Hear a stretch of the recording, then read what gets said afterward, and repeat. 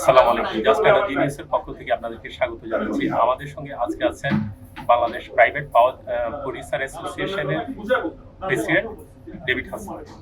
আপনাকে স্বাগত। হাসান ভাই, আপনারা বলছিলেন প্রাইভেট পাওয়ার জেনারেশন অনেক ধরনের ব্যারিয়ার ক্রস করতে হচ্ছে। কোন ধরনের ব্যারিয়ার এবং আপনাদের মূলত আসলে কি কারণে আপনারা ফুল ক্যাপাসিটি দিতে পারছেন না? তার মধ্যে একটা ব্যারিয়ার হলো আমাদের হলো ফিনান্সিয়াল ক্রাইসিস, বিকজ আমাদের যেখানে 7 থেকে 8 মাসের হলো বিল পেন্ডিং আছে। তার মানে কি, আমি এই বিল পেন্ডিং মানে আমার ব্যাংকের কাছে দেনাটা রয়েছে। আমি তো এই ওয়ার্কিং ক্যাপিটালটা ব্যাংক থেকে বড় করে আমি তেল নিয়ে এসে আমি গভর্নমেন্টকে সাপ্লাই করি ইলেকট্রিসিটি। গভর্নমেন্ট যদি আমাকে বিলটা না দেয় তাহলে তো আমি আমার বিলটা সেটেল করতে পারবো। বিলটা সেটেল করতে না পারলে আমি ফিউচারে আমি ফুল পেজ চাইলেও আমি কিন্তু ইলেকট্রিসিটি গভর্নমেন্টকে দিতে পারবো, ডিসপ্যাচ করতে পারবো। সরকারের আস্থার সংকট তৈরি হয়েছে প্রাইভেট পাওয়ার জেনারেশনের সঙ্গে, এবং নতুন সরকারও কিছুটা আস্থার সংকটে আপনাদের সঙ্গে কনফিডেন্স পাচ্ছে না প্রাইভেট পাওয়ার জেনারেশন। আমি ঠিক আছে বলতে চাই, আমি it's too early to make any comments, because নতুন গভর্নমেন্ট আসেই কিছুদিন হয়। তারপরে ওনাদের আসার সঙ্গে সঙ্গে ওনার এই ধরনের যে প্রবলেমগুলো, ইস্যুসগুলো, ওনার তো আই বিলিভ ওনার চিন্তা করেনি এই ধরনের ইস্যুসগুলো রয়ে যাবে। এবং আমি কিন্তু এর আগে বলেছি যে interim government, I don't know what reason, তারা লাস্ট 6 মাসে আমি বিশেষ করে ইন্টেনশনালি তারা এই সিচুয়েশনটা এমনভাবে তৈরি করেছে যাতে এই নতুন গভর্নমেন্ট আসলে যেটা তারা ইন্টেনশনালি এটা এই গভর্নমেন্টকে একটা ফলস পজিশনে ফেলার জন্য তারা করেছে। তো এই ক্ষেত্রে নতুন সরকারের কি করা উচিত বলে আপনি মনে করেন? ফার্স্ট অফ অল দেখেন, এই জিনিসগুলো খুবই ডিফিকাল্ট একটা করানো। নতুন সরকারের যে কোনো সরকারের উচিত স্টেক হোল্ডারের সঙ্গে একটু বসে কিভাবে এটা সলিউশন করা যায় এটা নিয়ে আলাপ করা।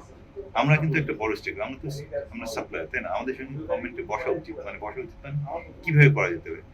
সাম আদার স্টেট স্পেশালি যারা, তাদেরকে নিয়ে বসে যে কিভাবে দিস ইজ আওয়ার প্রবলেম, কি সলিউশন হতে পারে, পোটেনশিয়াল সলিউশন কি হতে পারে, মানে অল্টারনেট কোর্স অফ অ্যাকশন কি হতে পারে। এই যে বললাম, এই ক্রিটিক্যাল পার্টটা নিয়ে গভর্নমেন্টের উচিত মানে একটা সব স্টেক হোল্ডারকে নিয়ে, পসিবল স্টেক হোল্ডারকে নিয়ে বসে আলাপ করা, যেটা হয়ে আসে এর আগে কখনো হয়ে আসে। গভর্নমেন্ট থেকে গভর্নমেন্টের ব্যুরোক্রেটস ভাবে জানায় ওনাদেরকে ডাকতে হবে, ওনাদেরকে সেটা আমার মনে হয় এটা করা উচিত গভর্নমেন্টের। যে গ্যাসের ক্রাইসিস, তার অন্যতম কারণ হচ্ছে সামিটের এফএসআরইউ বাদ দিয়ে দেওয়া, ক্যান্সেল করা, এবং অন্যান্য গ্যাস সেক্টর এক্সপ্লোরেশন, নতুন এক্সপ্লোরেশন।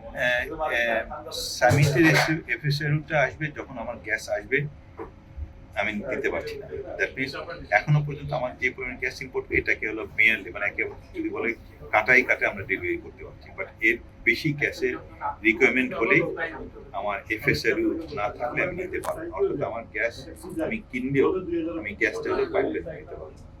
সো যার জন্য আমরা সবাই জানি এই যে এত এক্সপ্লোরেশন করার চেষ্টা করে আমরা ইন্টারনালি কতটুকু আমরা গ্যাস জেনারেশন বাড়াতে পারবো, আই ডোন্ট নো এক্স্যাক্টলি।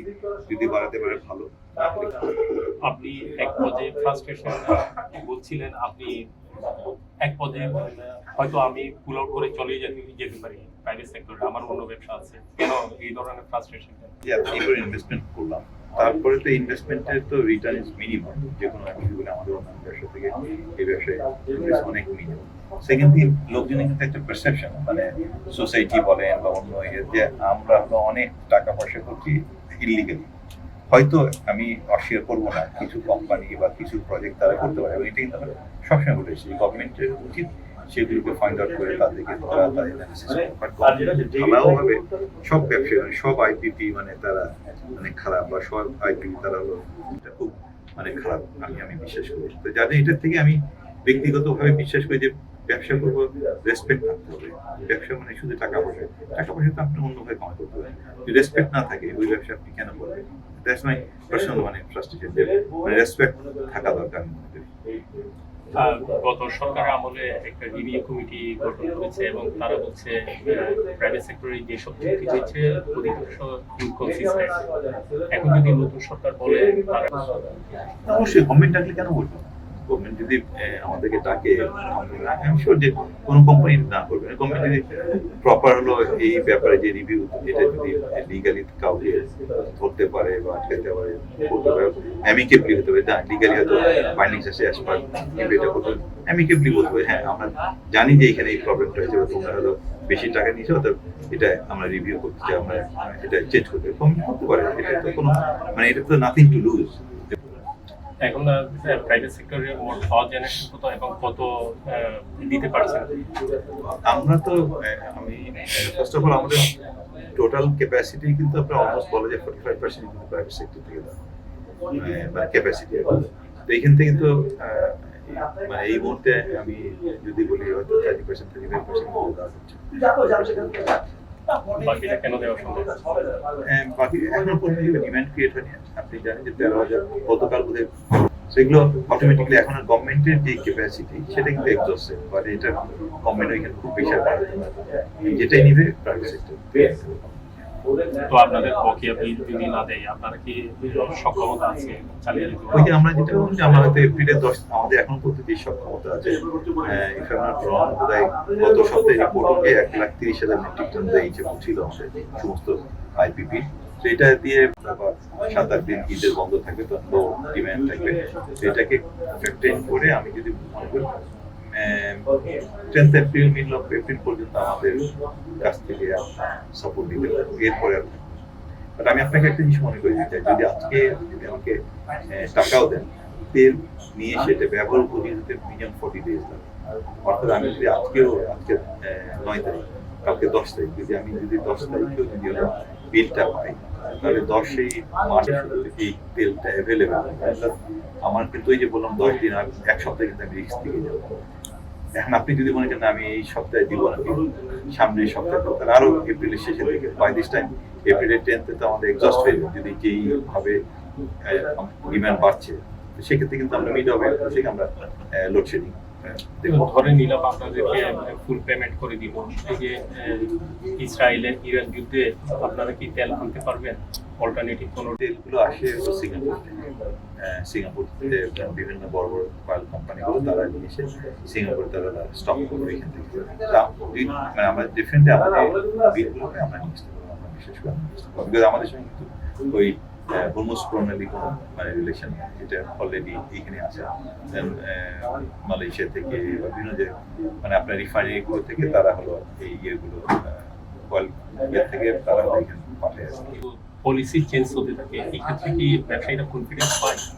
অবশ্যই না, অবশ্যই আপনি খুব ভালো করে জানেন যে যখনই পলিসি চেঞ্জ হয়ে যাবে আমি হয়তো একটু কনফিউজ হয়ে যাবো, আজকে এই পলিসি কালকে এই পলিসি, আমি তখন মানে বিশ্বাস বা আস্থাহীনতা চলে যাবে, মানে গভর্নমেন্ট কখন কি করে না করে কি দরকার। এটা কিন্তু policy change continuously policy change হলে মানে ব্যবসায়ীদের আস্থাহীনতা আসবে।